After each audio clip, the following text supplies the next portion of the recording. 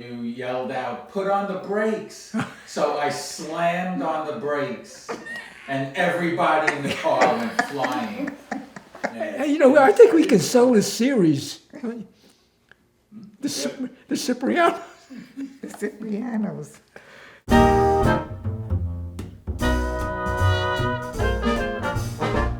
My full name is Rocco Nicola Cipriano with a C.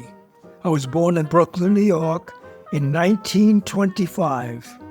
My name is Pearl Cipriano. I was born in Brooklyn, New York in 1931. I lived in one place in Brooklyn until I was 5 years old. It was Somers Street. I think 11 Somers Street. When I was a baby, we lived on a Pacific Street, and that's where I was born. And we lived there for 2 years. And then my whole family moved to Sumter Street. And then Rocco and his family moved next door, and he had a sister my age, so we used to play with each other all the time. My father's name was Gennaro Cipriano. He was a Napolitano. He was born in a small town outside of Naples, which was called Frigento. He came to the United States when he was 16 years old with his two brothers, Rocco and Carmine, and his father. My mother was born in Brooklyn, New York. She had at least 6 siblings. My uncle Tony, my uncle Henry, my aunt Nellie, and my aunt Rose, my aunt Camilla. My father's name was Salvatore Speciali. My mother was Frances Covart Speciali. My father was born here, but he was raised in Italy, and my mother was raised in Hungary. My father's relatives in Italy kept telling them, come over here, and his wife did not want to go, but he had to go, so she and my father and his father, they went to Italy, and they stayed there for a while, and then it was time to go home. His father and his parents would not let my father go home with his mother, so she had to go home all by herself. He wasn't right after that. He loved his mother, he missed them, and he became a juvenile delinquent, and it was very hard to raise. Well, I just had 2 sisters. The oldest one was Josie. Was Josephine Cipriano, and the other one, who was born 7 years after I was, her name was Rose. Rose Cipriano. She was a spoiled brat. And we were constantly bickering and fighting, and I was yelling at her and stuff like that. So ran around. It wasn't a very pleasant relationship. Ran around the table with her. Yeah, I would chase her around the kitchen table, looking to give her a bop or two. I had 2 siblings. One was Alice and one was Viola. Viola was the oldest one. Alice was the middle one, and I was the brat. Well, my oldest sister, she was always out, and when I got yelled at, she used to try to have my mother stop yelling at me. My youngest sister, I used to tease her all the time. She and I were supposed to do cleaning on Saturday, and I didn't dust with her, and she used to get so mad at me. She used to yell at me. It was a normal childhood. I had a few friends. We played together, and sometimes we get in a little bit of a trouble together, but all in all, it was pretty good. I was not very athletic. I loved to read. And when I discovered you could go to the public library and had books for nothing, that was like a open sesame. I was there every week with loads of books back and forth. Rocco, his sister was my age, and I played with her a lot. And then, we had other kids to play with. We used to play hide and seek and all the children's games. I worked after school in the corner grocery store. He paid me the magnificent sum of $2.50 a week. And then he gave me an extra quarter because I think it was Wednesday or Thursday night. Him and his friend used to go over to New Jersey to the burlesque show. Then I graduated. I moved over to it's no longer in existence. The name of the store was Bohack. I worked there for several years. I worked in the 5 and 10 until I graduated, and then I got a job in a clothing store. I worked in Woolworths, and I sold fabric. We never had a lot of money, so we never went on any extended vacations or anything like that. My father had very difficult hours. He had to get up like 5 o'clock in the morning and go to work and stuff like that. And then he'd come home and exhausted and flop on the sofa and sleep. And then he had to get up and go back to work. So we never interacted with my father at almost never at all. But my mother, she tried her best to take us places like the beach or visiting relatives. We'd stay there and play in the waves, and my mother brought something for us to drink and something to eat. I don't remember going away on vacations. Just we went on boat rides and the beach. Our family got along really well. My father once in a while would blow his top, but very rarely. He was a very mild person. And my mother was a good woman, always took care of us, made sure we got educated. I got along with my mother until we became a teenager, because when I was young, she used to take me downtown every Monday morning. Well, then I got older and I started to play with my friends. She wasn't so loving anymore. And then one time for Mother's Day, I wanted so bad to give her a Mother's Day present. I didn't have any money, so I asked her for a dime, and she wouldn't give it to me because she didn't know. And I pestered her till she gave me the dime to buy her stockings for Mother's Day. There was a candy store across the street from me, and she bought the candy store, and she really made it good. She sold candy, and she sold, she bought dry in goods. the store, she bought dry goods to sell, and they really made it good. And then there was a back room in there, and she used to let the guys play cards in the back room, and everybody loved her. And then my father came home once, and he had to fix a little something in the candy store. He didn't like that, so under her, he sold the store under her. My father was not all right in his head, and he was a brat, because when they took him back to Italy, he was like a lost soul. He was with his old aunts, and they didn't take very good care of him. He became a juvenile delinquent. I think he hit my mother once, but he used to hit my older sister. He never hit, but the next sister, she got hit, tied up, and I got hit all the time, and I got tied up, and but luckily he was a seaman, and he wasn't home most of the time, so we were okay. And when he came home, he was, I guess he couldn't control himself. He had nobody to control him and say that's wrong and all. And, but I survived him. One time he was on the ship, and my mother didn't hear from him for a year. She was crying and crying for a year, and all of a sudden he pops up.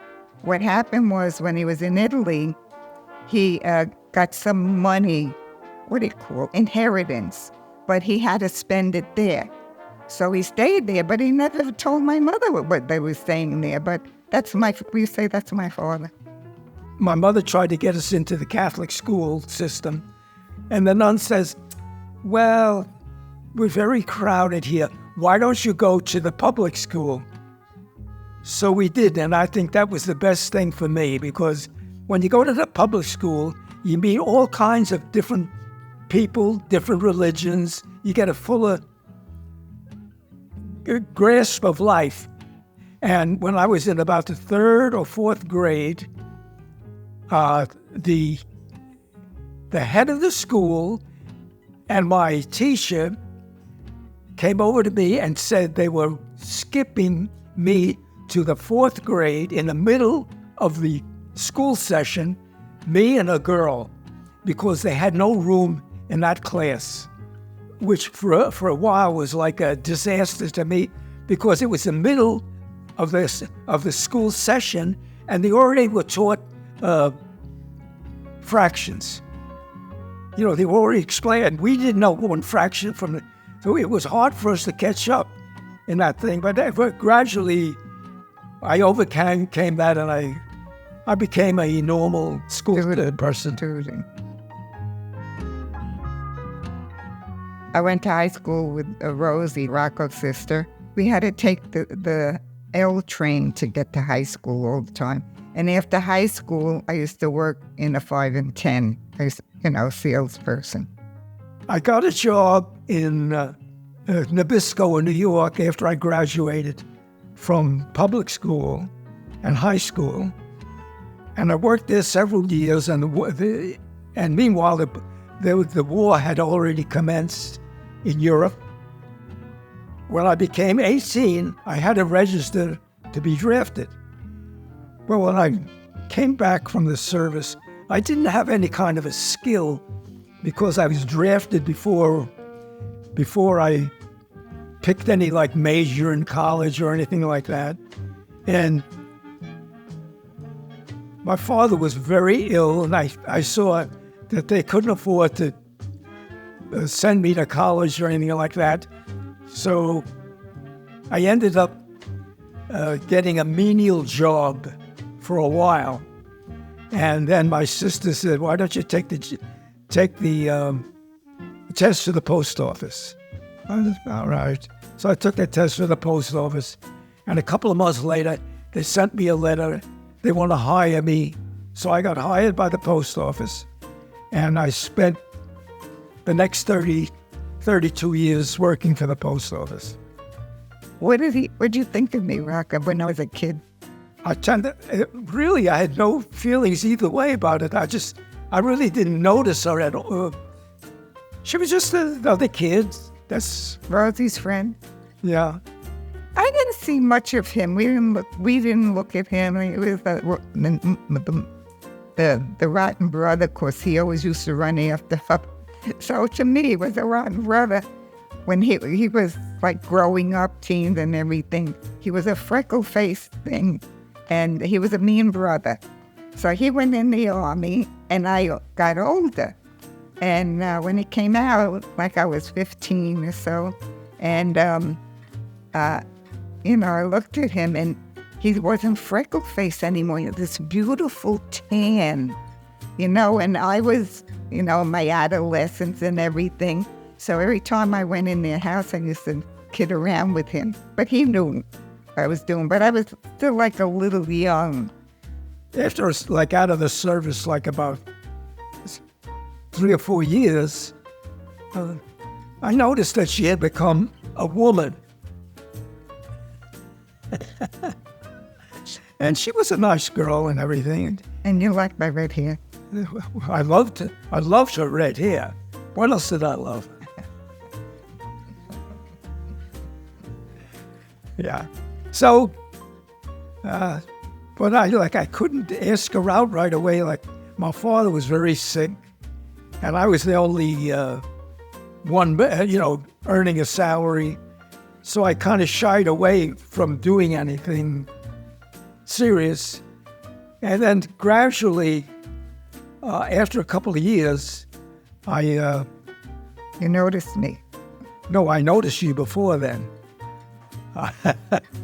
So that's when I asked her out. One night I was coming home from work, and he's standing on his stoop I says to him, like just kidding around. I says, waiting for me? He says, yes. I said, what? He says, would you like to go on a date? I said, all right, and I went in to my house and I was just like in heaven. My mother had to give me something to drink, hot milk, because I was like just in heaven. I didn't know where the heck I was. So then when the night of the date came along, I got dressed and my mother says, you wearing that? You look like a kid. Go put high heels on. So I put high heels on and we went for a date. And he took me to the movies, and we had to take a L train to go to the movies. And we went up on the train, and as we got off, we had to go down some stairs, and I almost broke my neck on the high heels. I was so mad, and so I was so embarrassed. He had to work 6 nights a week. 6 nights a week, so I could only see him 1 night a week. And then every other Saturday or Sunday, yeah. So, I couldn't see him all the time, and when he called me every Wednesday. So my family used to laugh because we're sitting down and the phone rings and I run to the phone every Wednesday. They would laugh at me. So that's how we kept in touch. And one day during the weekend, we went out. That's all we went out because he had to work the rest of the time. She was a fun person. And we had a good time going out. Once in a while we went roller skating. Not much. I think most of the time we went to the movies most of the time. Come out and go to the ice cream parlor. We lived next door. So we should go in my vestibule and kiss until somebody came in to go upstairs. We were kissing. My father kept pestering me, going out 4 years. When you get married? So I told Rocco, my father said, when you get married. My father was very ill, and I was the only working person there. And so I avoided getting that serious about proposing to her. And she was getting impatient, which I don't blame her. And then I saw my way clear because my sister had married Uncle Tony, and they were living in the second floor of our house. And they bought a house in Hollis. They bought a house in Hollis. So that's when I proposed to her, because we would have an apartment ready, and that's when I proposed. It was nice, our wedding. We had a sit-down dinner. We were one of the first not to have a football wedding. The people who got married didn't have a lot of money. They hired a hall, invited all their friends, and they didn't have enough money. So what they did was they bought cold cuts and bread and made 1 million sandwiches. And then they bought beer, and that's what they had, sandwiches and beer. They would take the sandwiches, the ones that were given out the food, and throw the sandwiches. Well, that's why they call it a football wedding. The sandwiches were covered. Like that be at this end of the table, and those long tables. So you had to throw all the sandwiches. And everyone had a good time. They had such a good time. We were always dancing. So they came over to us. You got to sit down. People have to give you the money in the envelope. Because we were always dancing. So we had to sit down, and then everyone brought their envelopes. What did they call those envelopes at that? Well, in Italian, a boost. A boost. In Italian, they call it a boost. His sister was my maid of honor, his older sister, Josie. She asked me if she could be bridesmaid. And I was sort of not outgoing too much, I wasn't one to argue or anything. I should have asked one of my sisters, but I went home and I told my sister that she wanted to be maid of honor, so they said, okay. My father, he was always at sea, which was very good.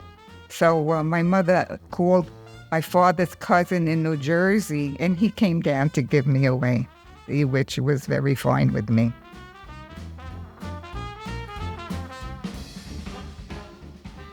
After the wedding, we stayed in a hotel over the night. Then we walked to the train station and we got on the train. And I got mad at him because, well, you can't blame him. He was always poor. So he didn't want to take a taxi, and I had to lug my luggage to the train station. He wouldn't take a taxi. See, that's my nightmare, her being asked questions. She only remembers the hard times. And the funny time. And the fun time, yeah. Florida was so nice. Oh, we were on the beach, and we had a nice room, and we used to go out, swim and stay on the sand. All in all, I had a very nice time. Very nice. We were so glad to be together, In the pool and the ocean. It was twin hotels, the Norman and the Shoreham.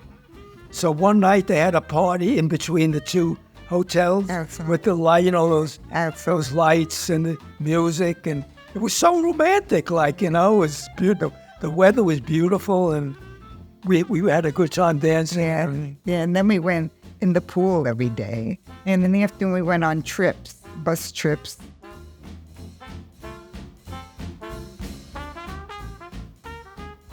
We weren't living alone. My mother and my sister were living downstairs with us. So we got married, and we lived with her until his sister moved. She lived up there, and she moved and bought a house and took the mother with her. So then, we were all alone. We went upstairs. We had the upstairs apartment.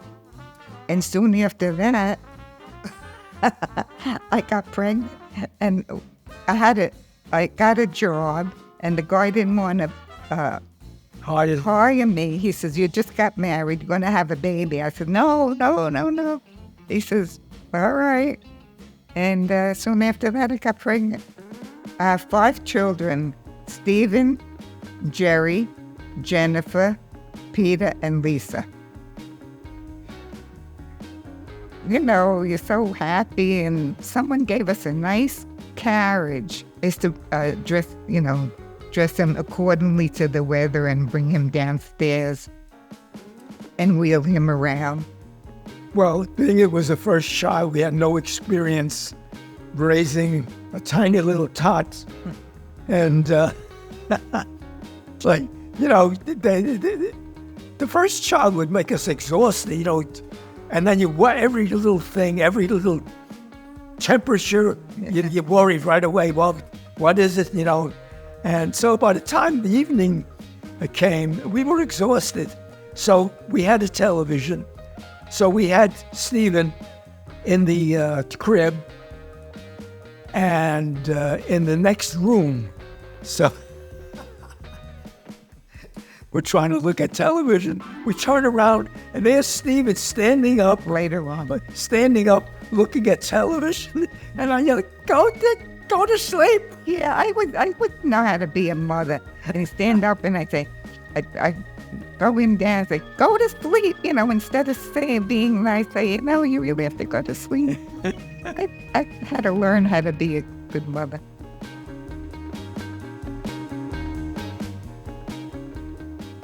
Well, I had Stephen, and he was my big boy. And he needed shoes. So I said, all right, so I gave him the money. And he knew how to get on the bus. He knew which bus. He knew the names of every stop. Yeah. And then what I was thinking the other day is he had to get back on the bus. And I'm saying, gee, did he remember which bus to get back on? And he came back. He had the shoes and everything. So I didn't think anything of it. But when my My mother and our mother found out about it. They were mortified. Stephen was 8 years old when he went for his shoes.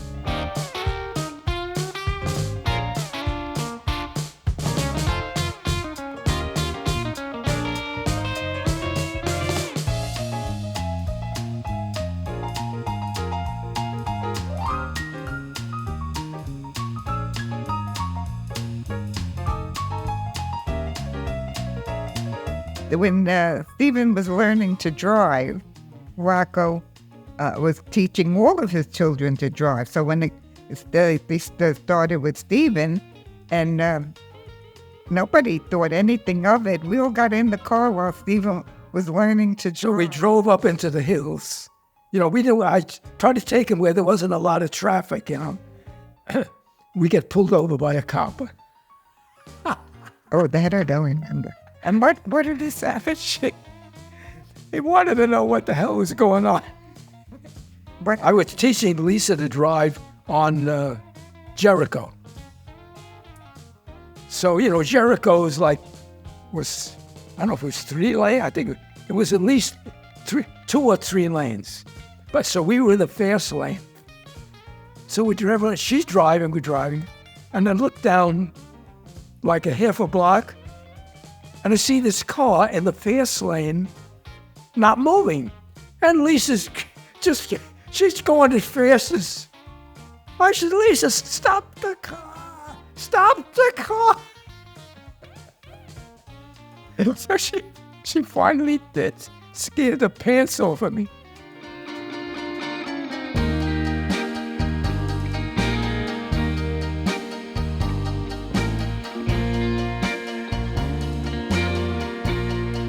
We lived in Hollis for about 6 years. We moved from Hollis and we went to Huntington Station.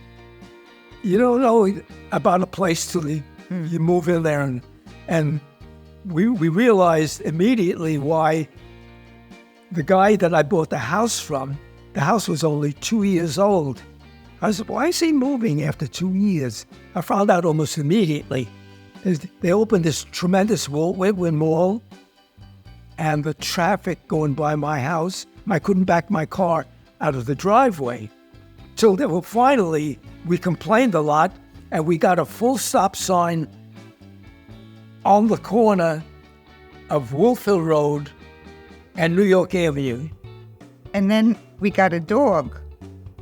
What's the dog's name? Smokey. Smokey. He was such a nice dog. One time, your father always played ball. He was on a team that was going to play another team. So I took the dog, I took Smokey in the car. So we got there, and I don't know how it happened. Smokey almost immediately found the baseball. I took the ball. I went back to Smokey. I let him smell the ball. I got about 7 baseballs. That dog found 7 baseballs. He was like a pussycat. Like if somebody was coming to the door, he would bark like the gorilla. There was a gorilla outside something. But once the person got inside, he wanted to lick the person, and very friendly dog. I never was afraid that he would bite somebody. Never. He never bit anybody. I love that dog. Yeah, we all loved him. I love that dog.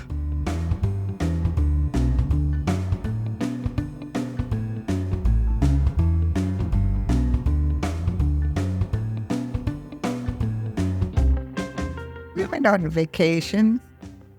We went to a retreat house, and we took the kids.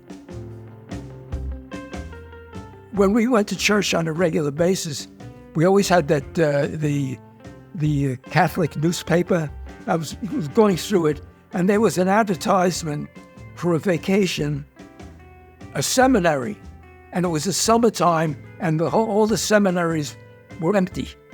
So they were running it for a vacation spot for $100. Didn't matter how many people were in your family. You could go there, and they would give you 3 meals a day. There was a pool, and that pool, It was about how big? Wasn't very. Wasn't big, but it was. It was deep. It was too deep. Too deep. It was deep all around. Nobody went in the pool. Anyhow, we had a good time there. We went to the beach. Yeah, we played volleyball, things like that.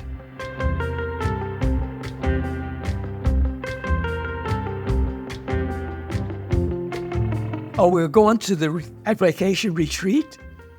And so we get on the parkway going upstate. And all of a sudden, cop pulls us over. And he says, he was speeding. I don't think I was. He was. When you go on to... You see? I don't want you to ask her any more questions. He started... She always shakes. He's the worst. When you get onto the parkway, you go a little fast to get into the lane, and the cop saw he went a little fast. So he stopped her. That's right. I don't want to be interviewed by anybody. You forget. So this big red-headed Irish cop comes up, and he says, whatever I was doing wrong, I said, I apologize. I'm sorry, I wasn't aware of it. And he looks and he sees the car with 4 kids in the back. He says, well, I really should give you a ticket. He says, so where are you going? I told him I'm going to a Catholic retreat. So evidently he must have been Catholic, Well, he says, I'll let you go this time. And he says, and say a prayer for me. It was like one day at a time, taking care of them one day at a time, doing what you have to do for that day, and trying to teach them not to be bad. It was hard. Everyone was so cute, and then they grow up, and then they have a little spats with their siblings, with their brothers or sister and everything. Stephen and Jerry. Only one time, I think they had a fight out in the back, and I went, stop it. I said, you're going to kill each other. And they never had another fight again. But then we grew up, and now they're all together, that they help each other now, which I think is very wonderful.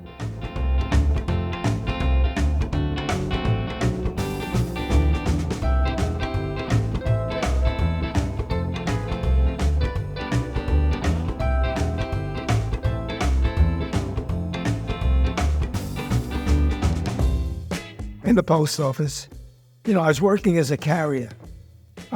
In Brooklyn, I learned to work all the windows, the registry, and the bank, and the parcel post. So when I went to Huntington, the postmaster was a woman. She wanted to make me a clerk again. I said, no, I'm sorry. I'd rather not. I'd rather be a carrier. I was a carrier for several years. And then they announced a test for supervisor. So I took the test with other guy, and I got the highest mark. So then they started using me as an acting boss. I wasn't made, it was just temporary, acting boss. So, okay, I'm working as an acting boss. It was tough because the Huntington Post Office was growing in leaps and bounds, and every couple of months they took in Comac, the whole Comac Post Office. So that was under my supervision. Then they take in another thing. So meanwhile, I was, it was just me. So when those big trailer trucks would back into the station, I couldn't afford to take anybody off at that time everything was by hand. They didn't have all those machines. So I couldn't afford to take anybody off those sorting machines. So I took it upon myself to unload the whole damn truck. So finally I couldn't take it anymore. I went to see the postmaster. I said, I'm asking you. I said, yeah, I don't want you to hire another clerk or carrier. I want you to hire a mail handler. That's all he does is handle the bags. I said, so that way I can supervise properly. Oh, no. If it's the right man, then he doesn't need, she's giving me a cockamazer. So anyhow, it went like that way. And then they opened up a branch in Melville post office. And they sent me there in charge, acting. Never made me permanent. So I'm saying to myself, why isn't she making me permanent? She had another guy she wanted to make permanent. He was like a squealer, you know what I mean? He'd run right over to her and tell, tell him all the bad things, So she loved that. Then the guy that was in charge of all the carriers in the main Huntington post office retired. So she put me there acting. Never made me permanent. Then the superintendent of mails retired, and I said, they'll get that superintendent of mails would always sneak off and go to the bar for the whole time he was there. One time I tried to save his butt because the postmaster, the woman, comes out looking for him. And I'm not going to tell her that he's at the bar, guzzling. I said, well, I'll try to find him. And so she goes back in her office, and I call up the bar. I said, hello, this is the post office calling. I'm looking for this guy. I says, the postmaster's looking for him. Well, he ain't here. I knew he was there. He ain't here. About an hour later, he comes in drunk and he starts cursing me, calling me a guinea bastard. I was trying to save his butt by alerting him. I was intimating to the postmaster that he was out inspecting routes. I said, I'll try to get a hold of him right away. I saved his butt. He didn't appreciate it. He cursed me to the sky because I called the bar. Finally, I couldn't take it anymore. I went in there and I said, I'm resigning. So, I says, I can't do this work. I says, I'm asking for help. And what happens? All you do is adding more routes, which means more work. I said, I can't do it. I'm resigning. I went back on my route, and it was like, you know what it is? Like a weight was taken off my shoulders. I only had to worry about my own route.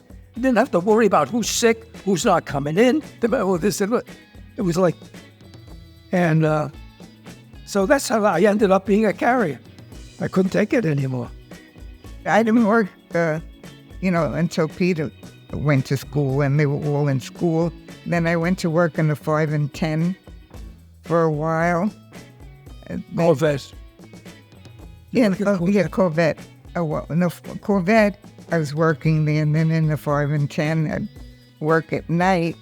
And then when I didn't have to worry about anybody, I worked for a doctor who was a little nutty, but he was fine.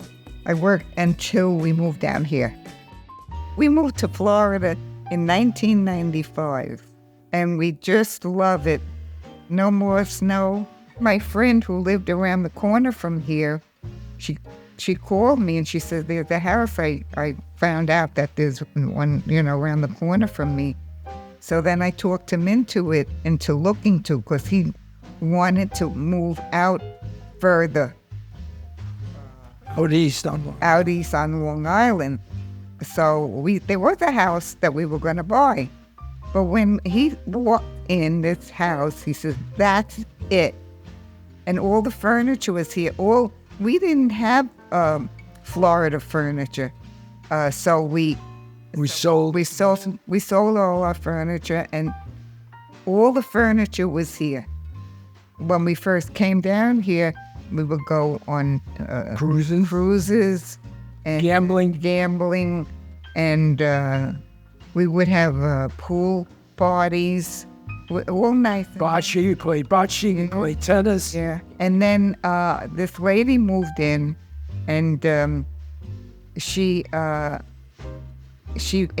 one of the ladies who lived here, she wants to put on a show, and she'd like to get people. So this one night, one time she called me. She called everybody who was interested in the show. So I went, and we became friends because I started to help her, and I started to make all the costumes. So, we were rehearsing, and they needed some men for it. He did not want to be in the show. Well, I talked him into it, and he was one of the best men in the show. I had a plan how I would do it. I would look just over the head of the prey. Instead of staring at like 50 faces staring at me, I stared just above their head. So I wasn't staring at anybody, and it worked. And I made sure that whatever part I was in, I rehearsed it till I knew it to a T. Oh, every day, every single day. Well, I had to rehearse too. I was rehearsing together. But we did quite a few acts together.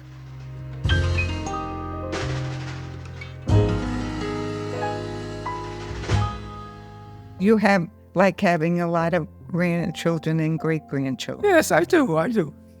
I brag about how many grandchildren and great-grandchildren I have.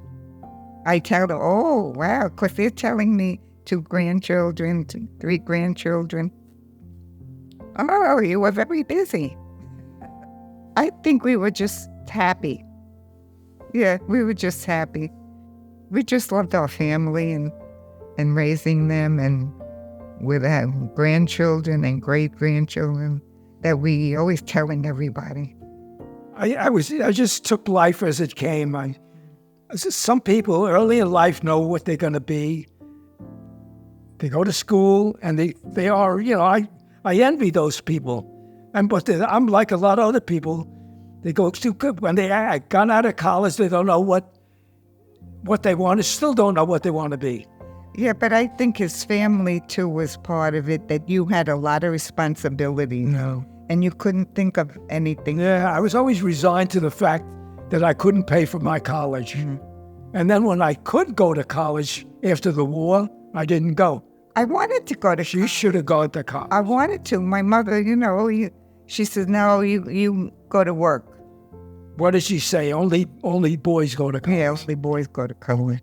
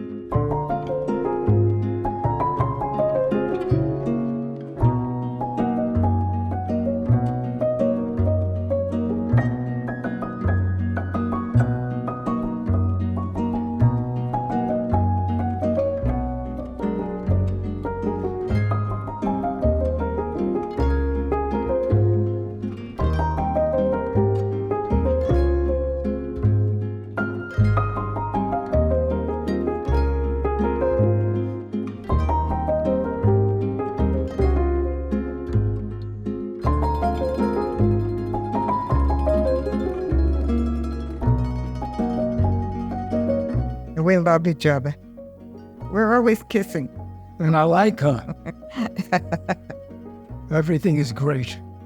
He's so kind to me. I'm kind to him. And yeah, really nice. Wave hi to the camera, Dad. Oh, and there's Mommy. There's Mommy. Hi. How you doing?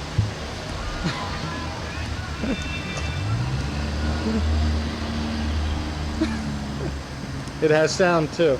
Oh my God. It does? Yeah.